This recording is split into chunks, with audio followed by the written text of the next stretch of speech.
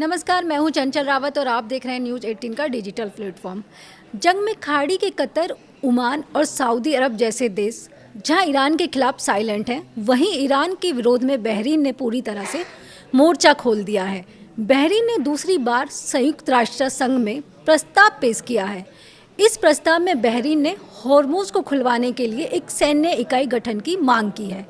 UN security counselling से अगर यह प्रस्ताव पास होता है तो ईरान की मुसीबत बढ़ सकती है। पिछले दिनों फ्रांस, रूस और चीन के वीटो की वजह से यह प्रस्ताव यूएन में पेश नहीं हो पाया था। वॉल स्ट्रीट जर्नल के मुताबिक बहरीन ने नए सिरे से जो प्रस्ताव तैयार किया है उसमें ईरान के खिलाफ कार्रवाई का खाका दिया गया है। बहरीन का कहना है कि हॉर्मुज जैसे रास्तों पर किसी एक देश का कंट्रोल नहीं हो सकता है। बहरीन खाड़ी का एक मुल्क है जो कतर और सऊदी के बीच में स्थित है। बहरीन सालों से अमेरिका का सहयोगी देश रहा है। यहाँ पर अमेरिका के कई मिलिट्री बेस स्थित हैं। जंग में ईरान बहरीन पर जमकर हमला कर रहा है।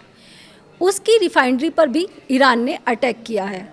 ईरानी हमलों की वजह से बहरीन के एक नागरिक की मौत हो चुकी है। 50 से ज़्यादा लोग घायल हैं। जंग में हॉर्मुज स्ट्रेट के बंद होने से बहरीन काफ़ी परेशान है। दरअसल हॉर्मुज के जरिए ही बहरीन का सारा व्यापार होता है। बहरीन हर साल औसतन 11.8 बिलियन डॉलर का तेल बेचता है।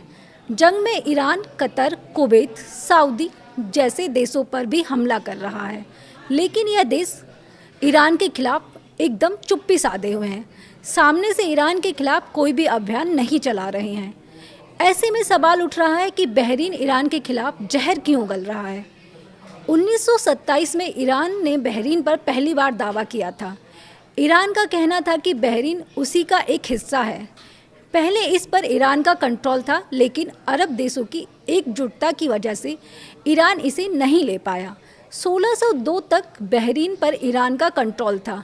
दरअसल बहरीन और ईरान की सालों पुरानी लड़ाई है। अरब देशों से जब ब्रिटेन का कंट्रोल ख़त्म हुआ तो साल 1971 में बहरीन स्वतंत्र देश घोषित हुआ।